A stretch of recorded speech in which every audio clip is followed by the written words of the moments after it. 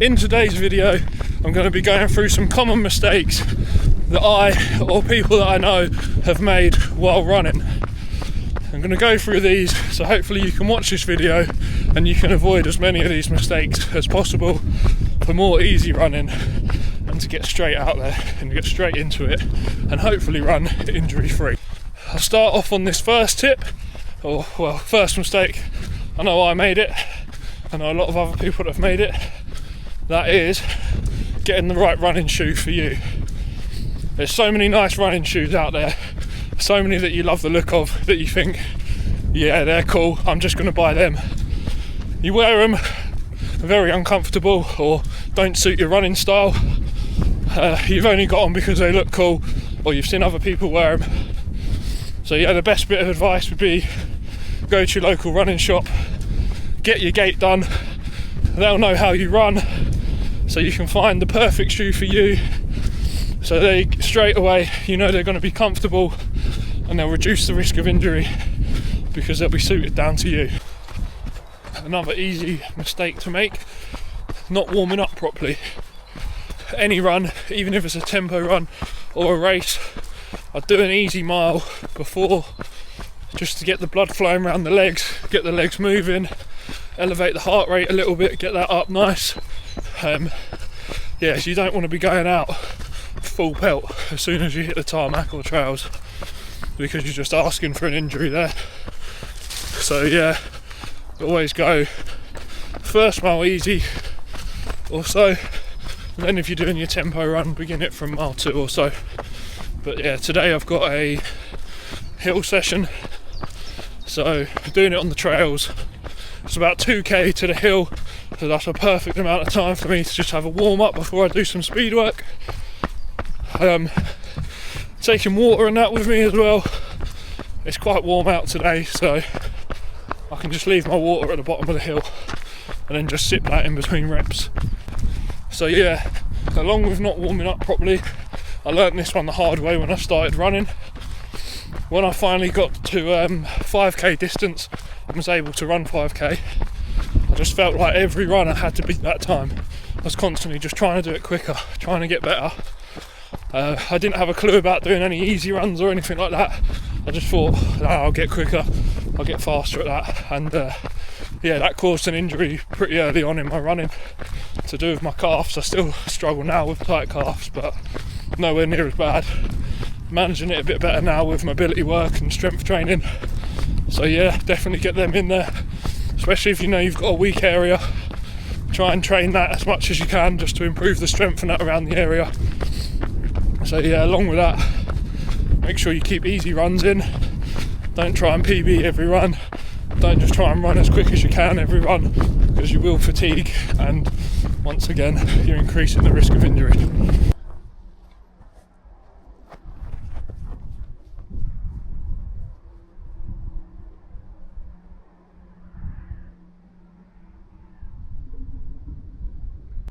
So this next one is going to sound stupid, but just hear me out. Train for your race. Which, yeah, sounds stupid. Of course you're going to train for your race, but I mean specifically to that race. So for example, I'm training for a 50-mile ultra marathon. So right now I'm doing hill sprints. Probably doesn't look like much of a hill, but yeah, I live in Essex. It's pretty flat, but this is a nice long, slow incline. So I can do a minute sprint up, minute sprint down, minute recovery, top to bottom, and it works out perfect. Incline all the way, decline all the way. So yeah, and what I mean by it is obviously if you're training for a 5k, you're not going to do loads of slow long runs, are you? You're going to be trying to put in those short speedy sessions to get the best 5k time you possibly can. So for example, right now all I need is a lot of hill training, a lot of like fueling, training to fuel properly, seeing how I get on with different foods. So that's what I'll be doing. I've been throwing in the Stairmaster just for helping with that climbing. Like I say, it's pretty flat around here, trying to get in anything as hilly as I can, but yeah, it's hard work. I'm doing as much as I can to prepare myself for the race, to make race day as easy as possible. So last rep up done. Might be able to see the hill a little bit better, but yeah, back down now and we're done.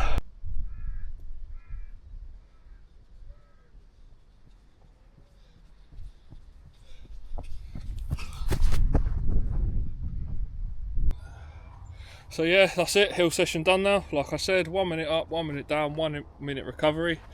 So yeah, that's just going to help build overall strength, speed and endurance. Using this method on hills, obviously like I said, it's a hilly race, so speed work up hills is just going to be a bonus and give me that extra push. But now another important one, as important as the warm up. I know I don't actually do this, I'm very bad at it. Many other runners probably don't do this, but it is the cool down, just as important as the warm up, especially after a high intensity session like that on the hills. So we're using this just to run back home, nice and slow again, just cooling down, shaking out the legs, and then when we get home we'll be ready to rest up. It's another reason why I come to that hill really, to do them kind of sessions, just because I know then I can actually do a warm up and cool down, because I have to get there. I have no other way of getting there apart from running, so it does set me up nice. But like I say, if I just do like a normal fast or tempo run around my way, I do it like door to door. And obviously if you've got a little bit left in the tank, you always like to go for that sprint finish, and when you're at your door you think, I don't need to cool down, I'll just go in. But yeah, realistically you should cool down, but I know I'm terrible for it and most of the time don't actually do it. Another easy mistake, especially when you first start running or you're doing very long distance running, you don't have to run it all. It's okay to walk, especially when you're starting out. I know I did. How I got into running was a run walk, and then I progressed that into a run, and then just increase distance, which another thing you want to do, slowly increase your distance weekly.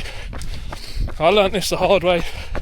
The longest I'd ever ran before was 14 miles, and then I went and done a 6-hour event and ended up clocking in at 28 miles after it. And yeah, you guessed it, it ripped my calf to pieces.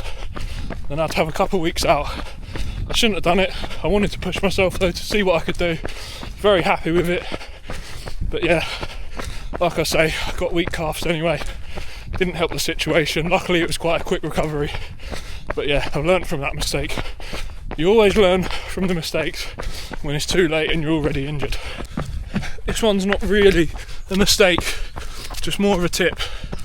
I definitely recommend mixing up your routes, because if you've got a 5k route from your door and it ends at your door and you just keep doing it, you're going to get quite bored of it. But yeah, if you can mix up your routes, you'll find loads of new areas around where you live, especially if you can mix it up and do road and trail. I'd also recommend, if you've got a local run club, definitely go along. I know since I joined a local run club, I love running more. There's always people to run with, make a lot of new friends, all with the same goals, all doing the same thing, and it just makes running that bit more enjoyable. Another top mistake, which I know a lot of people do, is don't compare yourself to others. Everyone you know who runs will be on Strava. Don't get sucked into the hole of looking at what other people have done, thinking, oh, why can't I run that fast? Or yeah, I should be doing that distance, I should be going that quick. Everyone's different. Everyone has different reasons, everyone has different goals. But just remember why you started. The reason you started is always going to be you started to better yourself. So don't compare to others. Just focus on yourself, focus on your own running, and then just watch your progression and be happy with it. Because we all love Strava. I love watching what other people do. I like seeing people do hard things. I've got a lot of friends on there, a lot of people from the run club, and yeah, I'll support them all on there because I know they're out getting it, doing hard things, and I just love to see it personally. But yeah, the key thing out of all of this is just go out there and enjoy it. Try and enjoy what you can. Don't put too much pressure on yourself. Just watch your progress, watch yourself build, watch yourself get quicker and quicker, watch yourself run further and further. That is when you really do find the love for it. You'll get the bug and you'll just want to keep pushing it. So yeah, I hope you like this one. Make sure you give it a like, subscribe to the channel. I'll see you in the next one.